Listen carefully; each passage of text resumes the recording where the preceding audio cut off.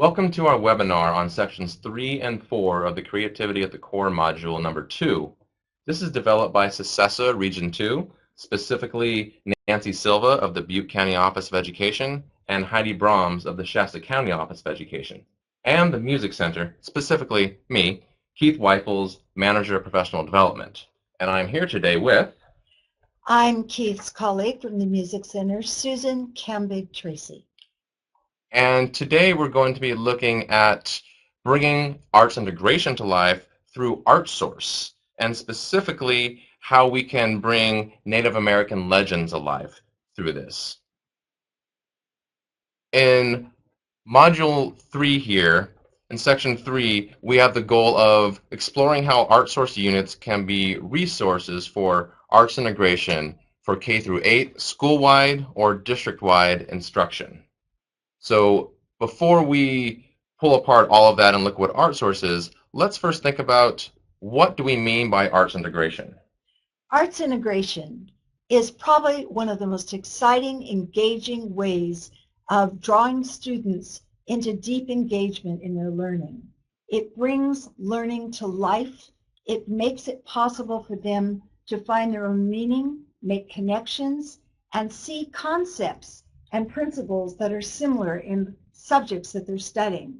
So you can take abstract concepts, for example, such as patterns, energy, cycles, sound, motion, space, time, and you can find connections along these ways between things in history, science, language arts, and any of the art forms.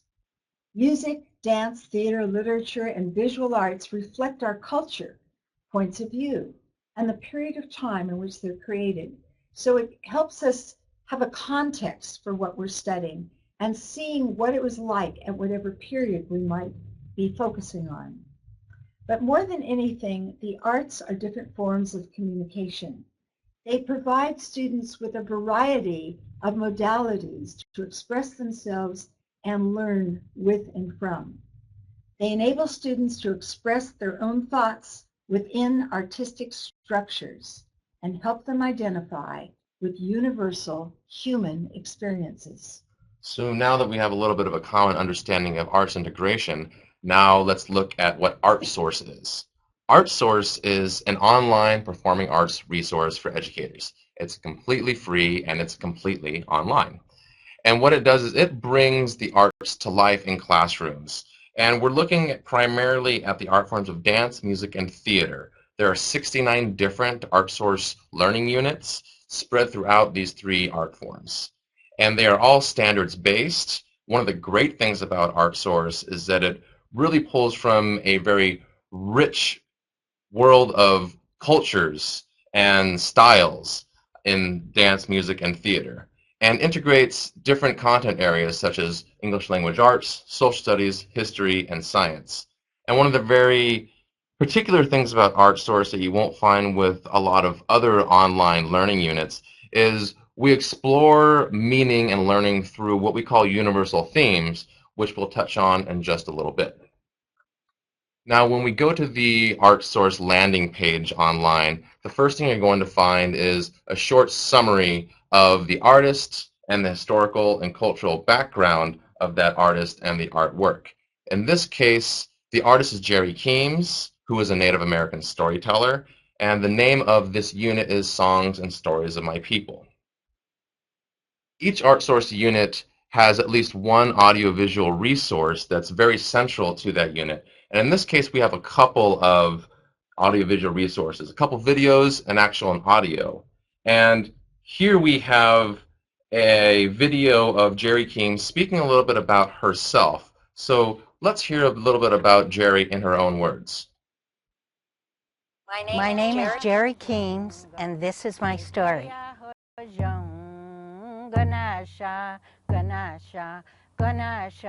Hey,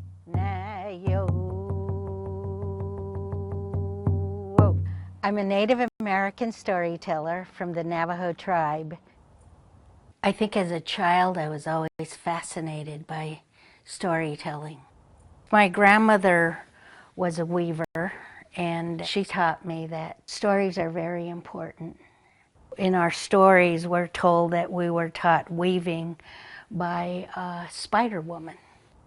We had no television, as I lived on the reservation, and there was no electricity. And so I grew up listening to stories, and I became a storyteller too.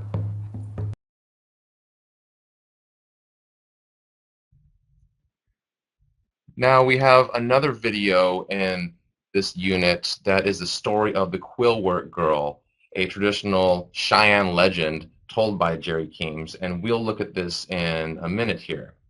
But first we're going to look at the unit itself, and on the unit we have the entire unit, which is a 20-page unit that you can view as a flipbook or download as a PDF. And if we just focus in on the very top of the first page there, we look at what the big ideas in the unit. And here we have the selected art form, which is on the upper right-hand corner in black and white, theater in this case. The style of art, you can see 5 different styles of art listed here. In this case, traditional and contemporary are highlighted.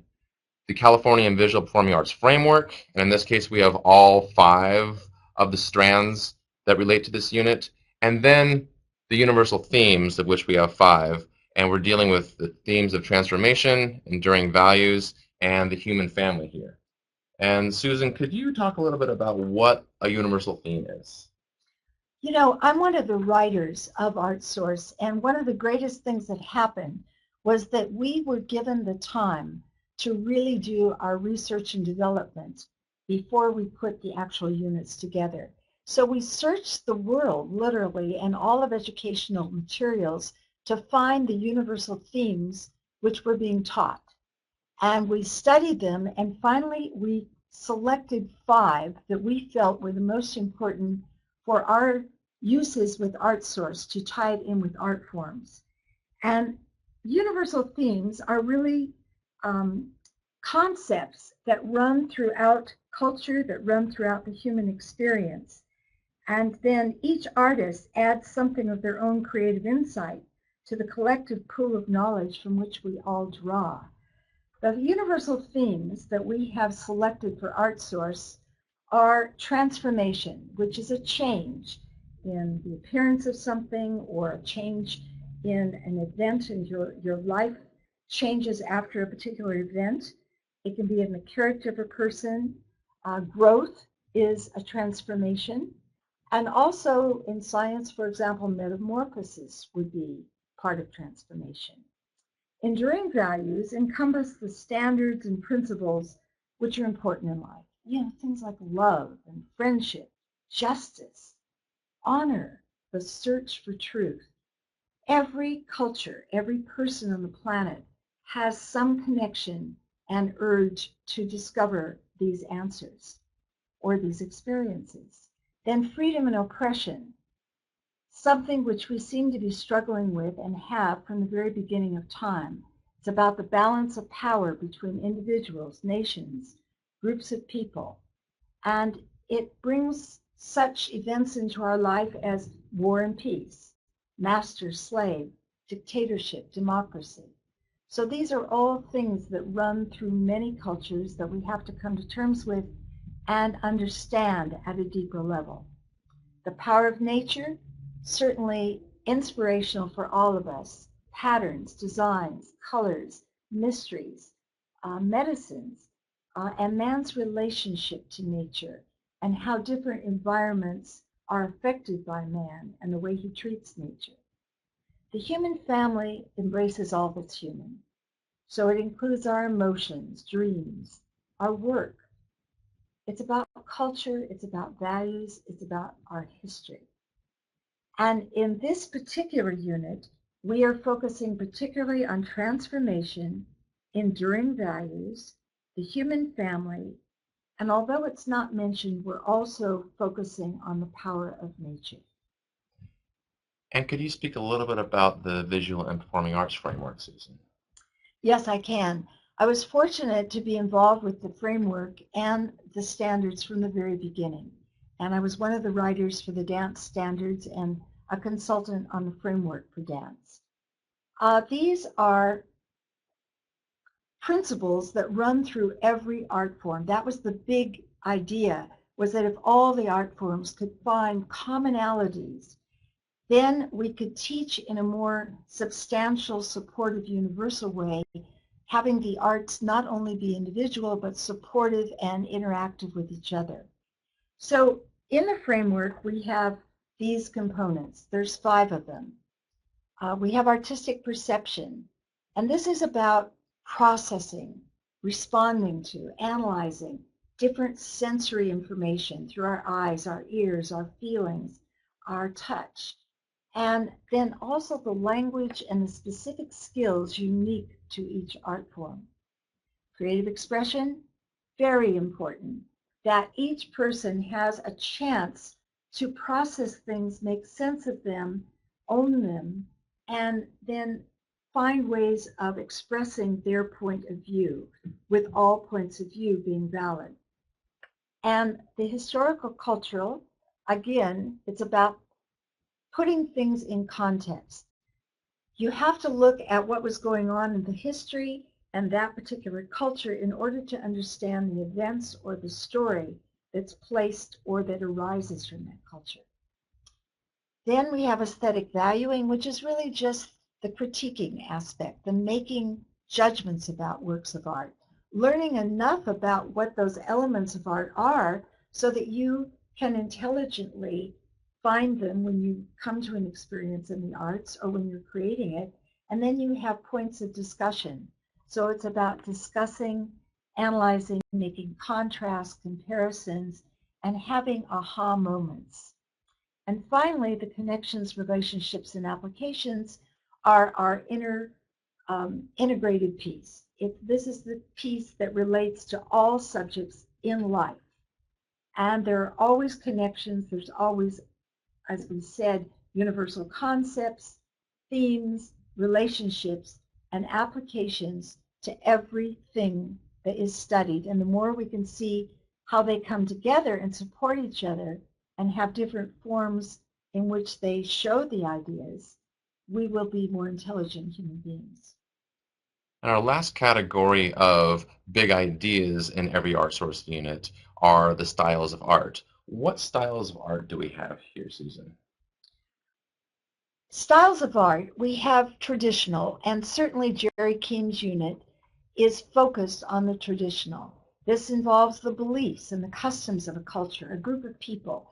And the stories are their way of entertaining each other, but also particularly finding a connection and a relationship between them and the environment in which they live. And it's also explaining creation, explaining the things in the sky, explaining the mountains, explaining the rivers, and really seeing that we're all part of a greater whole through the cultural lens of that group.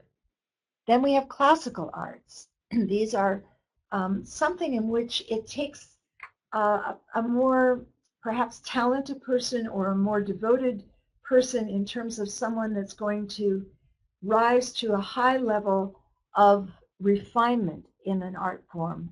And it's more focused on individuals at this point, where traditional is about the whole group and everyone participates. It doesn't matter how good you are as a dancer or a singer. You participate. It's about building community. Classical is more about coming to an art event and being an audience member of that, or of course one of the classical performers yourself. So almost all cultures have these degrees of a more refined level that requires choreography and compositions, things of that nature. And then contemporary are works of art which are within the 20th and 21st century, often reflecting changes of attitude, so that something from the 1920s would not be considered contemporary now, although it was shocking when they brought the Charleston and other jazz things into the world. And so now the things that shock us are a little bit more contemporary, and they reflect the moods and the changes in people's points of view and entertainment and attitudes and fashion. Experimental goes a little bit beyond that. Experimental breaks rules. It tries to explore an art. Well, for example, some of the contemporary art where it's one color that's it, or you have two colors, or you have a blank canvas, or you have things that like a Campbell soup can, and that becomes art all of a sudden. So experimental is shaking people up a little, making them uncomfortable at first to understand that art can be more than what it has become just to this point in time. Some of it works, some of it's lost, some of it builds the foundation for the next thing. And then finally, multimedia, which examples of that would be an opera, or even musical theater is a great example, where more than one art form come together, and there are many forms of expression coordinating, collaborating in a larger experience. Now, beyond this heading category of the ArtSource unit with the big ideas, what you'll find is the title of each work. So, Songs and Stories of My People is this unit's title. And then you'll find the creator of the artist, so Jerry Keams. Then a little bit of the background information on the artist here, and we're lucky enough to have this video of Jerry Keams speaking about her experience, and a little bit about the artwork itself, as well as the creative process of the artist or the culture. And finishing up just this first page of the unit, and then the rest will go by really quickly. We have a photo of the artist, a relevant quote from the artist, this one about storytelling, and then a map showing where the artist lived or worked, in this case, the Four Corners states area of Utah, Colorado, Arizona, and New Mexico. Then we have the content of the ArtSource unit. So we have discussion questions, which are meant to be engaged with after we watch the video, and then multidisciplinary options, how to work with different art forms with the ArtSource unit and all the disciplines within that. And then sample experiences. We have 3 different categories of sample experiences that teachers can use in the classroom, and one of each of those categories we've developed into an entire lesson, one of which we will go through. And these are all scalable for K through 8 instruction, and if you work with them a little bit, you can definitely extend it TK through 12 and even beyond.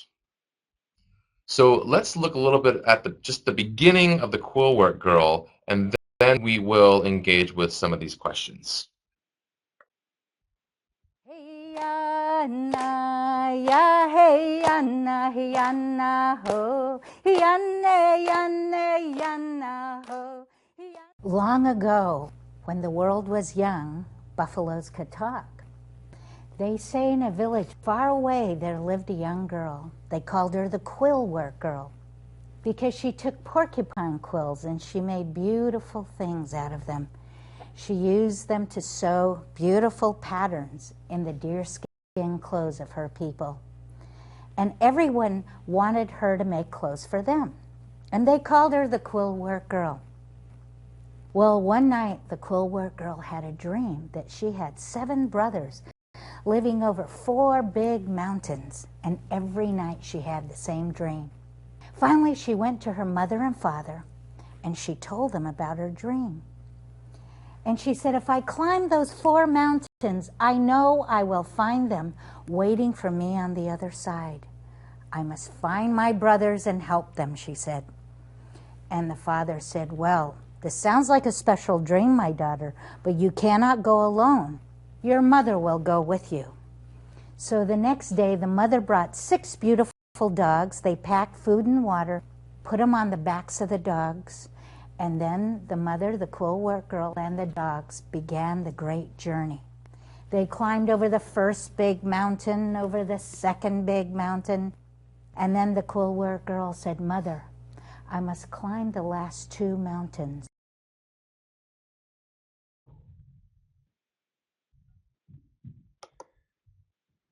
And now we can look at some of these questions that we have.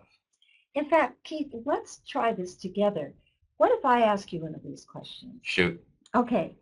If you could choose 3 adjectives to describe the quill work girl, what would they be? I would say the quill work girl is talented because of her facility with quill work.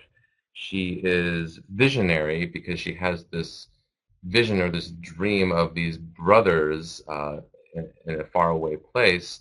And she's courageous because she has the fortitude to act on her vision. Those are really good words. I like that. Thank you. Uh, I'm a believer that everybody has some sort of a gift, and obviously the quill work girl, her gift is to create beautiful clothes. Do you have a gift, Susan? Gosh, let me think. I think probably the gift that I value the most and I like the most with myself is that I like to empower other people and help guide them to find their own gifts. And I would definitely agree with that, knowing you and knowing you for as long as I have. Now we're having a good conversation here, but also we're modeling some of the discussion questions that could be used for the students. And throughout this webinar, you'll find a number of student and also teacher reflection questions, and we'll be doing the same.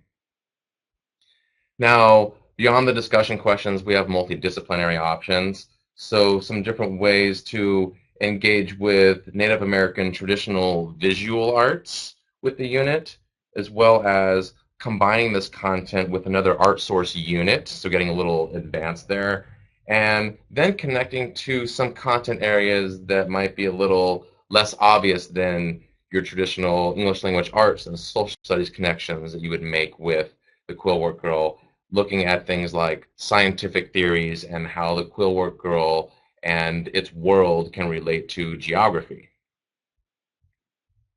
And then we have our sample experiences. Well, the sample experiences, I think, is such a resource for teachers because some of them are just prompts, ideas that they can develop easily in their own style and with just a little bit of understanding and research. But we also have a level 1 experience that we have taken more time to develop, and that's in bold. So you'll see that the ones that might be prompts would be a discussion. Tell one thing that happened in the myth or legend in the unit, or draw a picture of one of the characters. But now we develop a much more developed step-by-step lesson in making a sand painting based on traditional designs. So we're bringing in the visual arts here as well, and we're studying some of those traditional designs to become familiar with them. Right. And their meaning. So that would be at a level 1.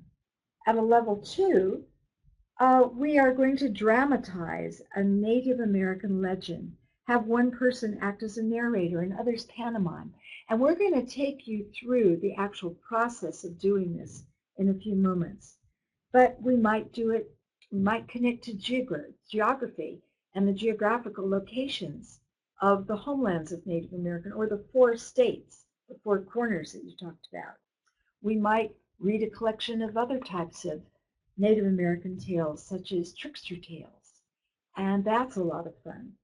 And then for level 3, we want to really up the ante here. We want to make the challenge a little bit richer, deeper, have the students have to do a little more research on their own, perhaps. And in this case, we've created one called Composed Song Poems. So we study a little bit about the Navajo ceremonial chants and the idea that they were really poems put to music and then kind of sung by the whole tribe. And they became familiar and traditional after a while. So each person can select what they want to write a poem about and then create their own. Now we have a bit of an overview here of this entire unit. So looking at just what we know so far that we've discussed, Susan, could you identify a strategy, a resource, or a piece of content in ArtSource that you can integrate into lessons? You know, this lesson is so rich on so many levels because it focuses on the Big Dipper. It could certainly be science that we relate to. Mm-hmm. It could be a whole astronomy kind of lesson or planetary lesson. But I think what I'm going to choose for today would be the idea of language arts. And it's listening. So we really have to listen and understand the words, the concepts, and that ability that we're trying to develop in children of getting them to create their own pictures. So until you can create pictures of what you hear, you can't really hold on to the ideas or the stories for very long. And so we want to stimulate a really rich landscape of possibilities in each student's mind, in their brain. And then So we have that done by words of them listening, but then we also have them retell the story themselves. So they're drawing upon those mental images, which by the way is imagination. Mm-hmm. And they're describing the characters and they're remembering the sequence of the stories. And then they may go on to write their own ending, or they may go on to write their own idea of something in nature that they can create a creation myth for. For example, I was working with a group of third graders, and I did this with them, and they, one of the ones I remember is, why does the peacock have eyes on its tail? And so someone wrote a creation myth of Mm-hmm. how that happened. I love that, and I love the way you phrase it. And as you were talking about it, I was creating an image in my own mind. We're going to transition here from section 3 to section 4 of the module, and we're going to start digging into an art source lesson here. And as Susan mentioned, we're going to be digging into lesson number 2, the second lesson of the level. Okay, well, this is the one I was referring to earlier, which is really about Native American legends come alive. And here on this particular slide, we'll give a little introduction to give a context for what the lesson is about. And then we have student outcomes. What are the students going to be able to do and show and know and name by the end of this lesson? Well, we hope that they're going to be able to create story theater presentations based on a particular myth, and we're using the one today that we have been featuring. And then, very important, to bring them into that higher level of thinking where they describe, discuss, analyze, connect information, discuss it, have a point of view that they back up, have evidence in the text to support their points of view. All those Common Core standards that we're relating to, which you'll also see in bold here. And then we have materials that are going to be either needed or just suggested to do the particular thing. And now the first thing we'll need to do in order to engage with this is to watch the video of the Quillwork Girl. So we're going to skip around a little bit here. We're going to show a little bit of the middle section right now, but it will really work for our needs here. So let's watch a little bit of the middle section. Now when the sun was high in the sky, there was a knocking at the teepee door. The little brother opened up the door, and there stood a little baby buffalo. It was a cute baby buffalo. The little buffalo looked up and said, "Oh, I'm from the Buffalo Village," he said. "I'm here to get the Quillwork Girl. She must come and live with my people and make those beautiful clothes. I must take her today," he said. And the little brother said, "Well, she is my sister now. You cannot take her, you tell your people." I said, "No." "Very well," said the little buffalo, and he runs over the hill back to his village. Well, the little brother was not afraid. The next day, there was a louder knocking at the teepee door. The little brother opened it up, and there stood a bigger buffalo. It was the mother buffalo. Now, Susan, in this section, the brother showed courage when standing up to the buffalo. Was there a time in your life where you may have showed courage? Oh my goodness. Well, speaking of little brothers, that came to mind. I have a little brother, 5.5 years younger than me. Well, he's a big brother now, but he was a little brother at one time. And so I remember when he had come to kindergarten, and I was a 6th grader.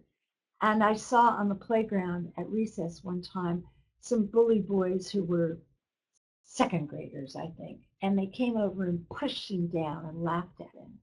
And I stomped over there and I stood facing these young bullies. And I just said, "Don't you ever do that to my brother again, or you'll be sorry." And then I helped my brother stand up with a bit of dignity. And of course, I had no idea what I was going to do, but I just sounded like I knew what I was doing. Oh, good for you. And I felt courageous. What a fantastic sister. Let's watch just a little bit of the ending now of the Quillwork Girl. Finally, they all stood up. They walked to the edge of the clouds. They looked down at the ground, and they saw the pine tree crack in half. It went smashing down to the ground, and they saw the giant buffalo looking up at them. And there they were. They walked inside the clouds, and finally the Quillwork girl said, "Now what are we going to do?" And the little brother said, "I got one magic arrow," he said. "I'll turn us all into stars." So the little brother took the last magic arrow, put it in the magic bow, and let it fly. And as the arrow flew through the sky, they all turned into bright, beaming balls of light. They got so hot and so big and so bright, they zoomed one by one off into space.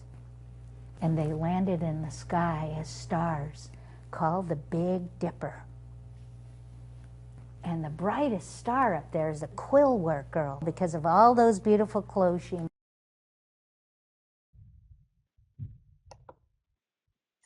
The Quillwork Girl is called a creation myth because it's a story that people created to make sense of their world, to help the world feel less overwhelming and more personal. And so this story is about the creation of the Big Dipper. Now, creation myths exist all around the world. So I want to ask you, Keith, do you know of any creation myths from your background or from anything you've read? Yes, and I'll go with one from a little bit of my ancestry. I'm a little bit Irish, so when I was in Ireland about 10 years ago or so, up in the northeastern corner of Ireland, there is a section called Giant's Causeway. And here in Giant's Causeway, you have these perfect hexagonal basalt columns that scientists say were created by a volcanic eruption many, many years ago. That's what the scientists say. A lot of other people in Ireland say that these columns were created from a different means. And that was when the great Irish chieftain warrior Finn McCool, who was a giant, he challenged a Scottish giant to a battle, the Scottish giant Benandonner. And so Finn McCool built this bridge from Ireland to Scotland and decided to sneak up on Benandonner. And as he's sneaking up on him, he sees that this is a giant larger than any other giant he's seen in his life. So he runs back across the bridge, fearful for his life, comes back to his home, finds his wife, asks her what to do, and his wife, being a very resourceful woman, she puts him in their child's crib. And Benandonner is hightailing it over the bridge to Finn McCool's house, and all he can find there is this baby who is enormous. And Benandonner says, if the baby of Finn McCool is this big, how enormous must Finn McCool be? And then Benandonner, scared for his life, runs back over Giant's Causeway, smashing it to pieces as he goes back to Scotland, to his home.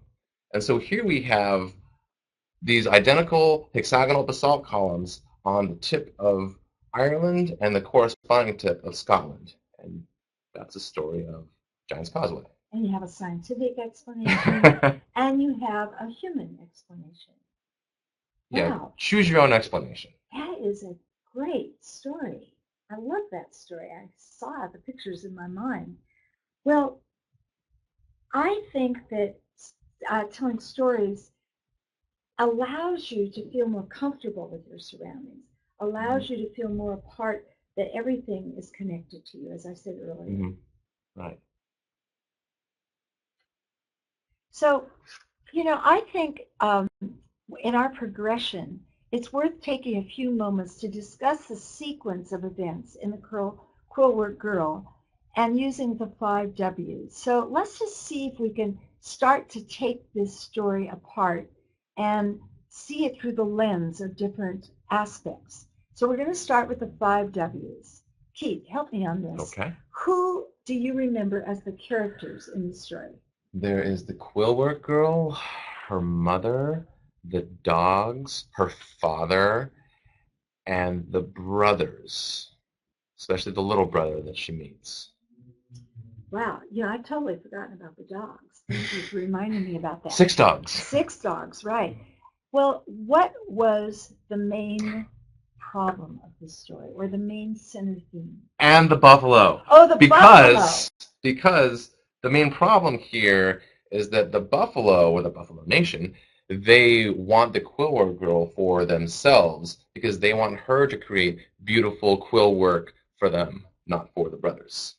So if you hadn't remembered the buffalo, we would not be able to really discuss the rest of this That's story. very true. So that's an interesting concept. All right, so that's the problem. Now, when do you think this happened? Long ago, when the world was young. When the world was young. And Buffalo could And talk? Buffalo could talk. Okay. Where did this happen? From your imagination, what do you see? What are the things that give you clues?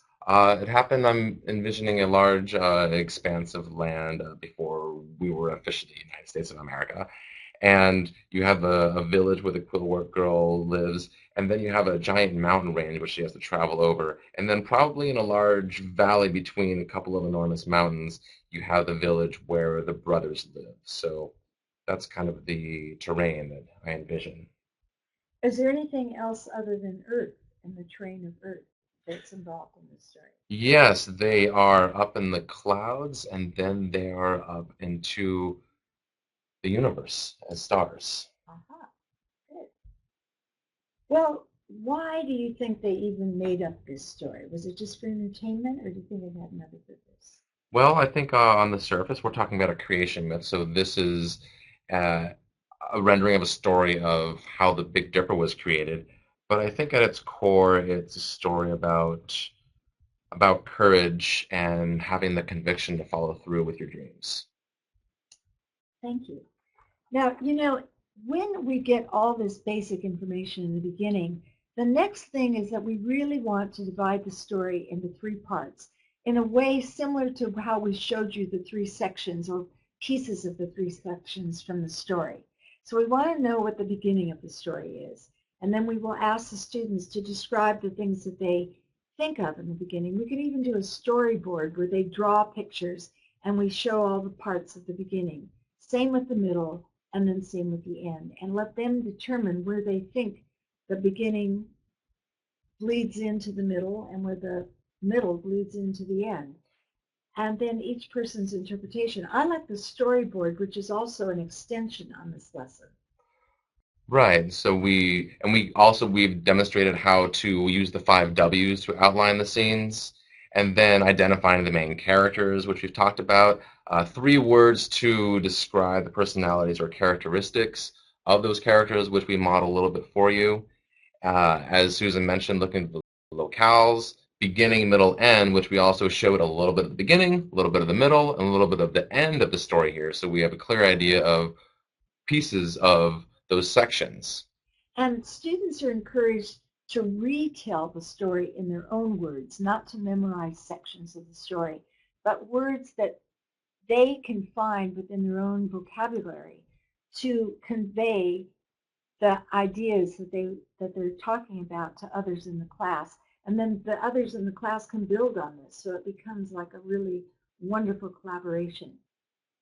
And then the other thing you can do is use what you have, simple props, costume pieces, whatever you can do to help bring the visual arts element into the storytelling. Well, after you have done the lesson, and even during the lesson itself, it's important to keep assessing. Are the students really getting this? Ask some questions to determine whether they understand the meaning of the words that you're using, or if they can tell little sections of the story after they've been told.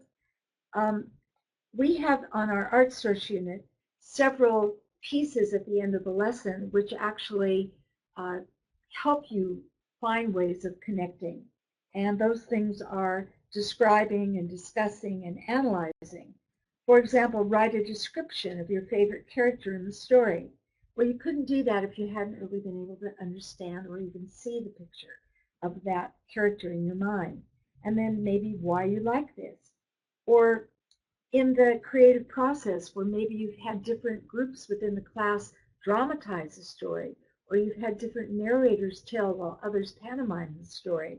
Maybe discuss and revisit the steps they went through to make that successful. And one of the really interesting things about this assessing here is Each art form has its own glossary that you'll find on the ArtSource website. And at the end of each one of these glossaries is a rubric for each art form. So you'll find many different ways to assess how the students do with telling the story. And there's a graded rubric, which is a 4-point rubric. So you have to choose. You can't just choose the middle part. And each ArtSource unit has a task and criteria, which is a culmination. We backward mapped all of these lessons. So we actually started with what we thought was going to be a juicy experience for the students at the end, and then backward mapped it to give what they needed to be able to be successful. And so the rubric really is a way of looking at the key components or the key criteria in the task and then measure the success or have the students discuss their success. And then a few related ways to look at assessing is in discussing the scenes, emphasize the positive things that you've seen the students act out. And maybe look at something such as 2 likes and a wish, which we use a lot at the Music Center. 2 things that you really liked about it that are very positive, and then a wish, something that might be a little bit different or something that you might want to change. And did you mention that if they could give comments about the character rather than the actual individual that played that character?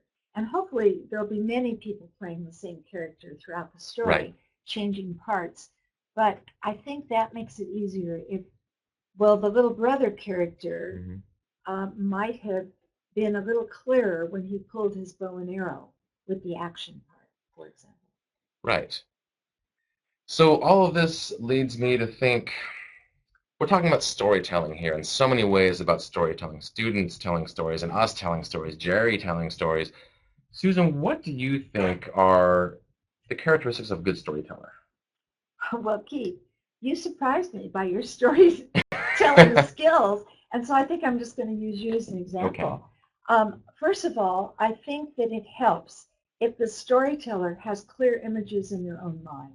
So if they've been able to envision a story that they've heard or that they're creating in their own mind with clear images and clear characters, that's going to help a lot when you describe it. And I think being able to talk clearly and articulately, being able to sequence the ideas in a story so that you don't get confused until a part that came later before the part that should have preceded that. I also think that pauses and building suspense, changing your voice, even being different voices with different characters is fun. And also being able to look at your audience, if possible, so that you're not just looking down at your lap or talking to your toes, but you are really sending that communication out into the group. That's a fantastic list of criteria. I don't think I lived up to all that, but thank you for all that. And then just looking at a few extensions here, you could, of course, perform the story without words, pantomiming all the actions to express the emotion through gesture, through your body. And a little bit like we did trying to find other legends or myths from different cultures to create a story theater presentation. Making sure you focus on the vocabulary. In this case, we've highlighted a few different words here, and again, they're all clearly defined in the ArtSource glossaries. And we've gone over assessment quite a bit here. And looking at all of this here, it's pretty important to see how it can relate to your classroom. Otherwise, what are we here for? So, Susan, how would you scale this lesson that we just looked at back or scale it up for a specific grade level? Well, I do teach all grade levels, so this is something that I could see using in almost any grade, kindergarten or even pre-K through 12th grade. I would say that for very young children, let's just say kindergarten, first grade, I would be the narrator myself as the teacher. And I would have all of the students find a place to move in the room by their desks or even in an open space and be able to experience several of the characters so that we're all working simultaneously to explore our interpretation of each character. And then I might just take the beginning for one day, and we would just do the beginning parts.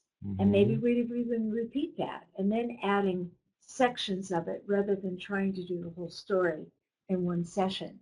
For older students, I think there's a lot here for deeper experience. I think that they could, if they wanted, write a play. They could write dialogue in groups where they write dialogue for the different characters. They could design costumes for it. They could have each group responsible for a section, and they could make smooth entrances and exits onto the stage, maybe even then perform it for another class or parents, and then critique themselves and discuss what worked and see if they can get into a deeper interpretation with more understanding, and then see this story in relationship to stories from many cultures. So you can make that connection to a specific thing you've studied, make the connection to the larger picture of storytelling as a way of connecting us to ourselves, our environment, and other people. Well, what a beautiful job you just did of showing how you can use these lessons for primary grades and going even further, and also how to adapt these lessons to hit specific standards, how to hit writing standards, how to hit speaking and listening standards and language standards. So really, you can extend them, you can adapt them in any way that you see fit. And just a reminder here that this is just one ArtSource unit. There are 68 other ArtSource units in dance, music, and theater. And finally, we have some resources here. The ArtSource website, which is musiccenter.org/artsource, and then the links to the different glossaries, which include the rubrics at the end of each glossary. And then some of the work that we're doing at the CCSESA Arts Initiative to really extend this work and to enhance it. And these links, as well as the PowerPoint for this webinar right here, you can download here on the site. And as well as the glossaries, you can download those as well. And I would just like to thank the Creativity at the Core and to CCSESA for this opportunity to work on this. And I would really like to thank all of you for your participation today. Thank you.